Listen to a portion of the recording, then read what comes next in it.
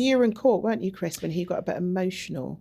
You know what I thought, he clearly was kind of unable to hide the hatred, and that's really the only word you can use, for the institution that is the newspaper group, Associated Newspapers Ltd.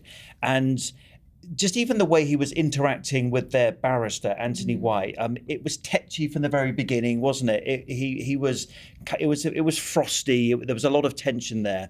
And I thought that I saw him a few times. He was like swinging in his chair from sort of left to right, as if no matter what his mouth was saying, his body was leaking out this sort of like anger towards the newspaper group. And then you're right, at the end, he was therefore answering questions from his own barrister. Clearly, one imagines they would have rehearsed this, but he said about the impact it's had on his wife, the press intrusion more generally, not these specific articles, on his wife, Meghan.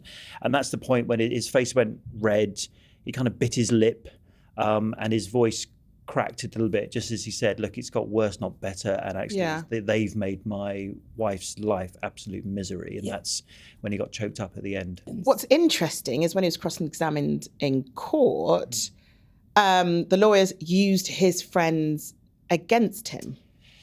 Yes, essentially they said, you've got a leaky social circle, haven't you? That's how we got the stories. We didn't unlawfully gather this information. You've got friends who spoke to friends and they spoke to our journalists. Our journalists are paid effectively to have contacts, to get stories. And we did that legitimately through sources and contacts. And none of it is to do with our unlawful news gathering.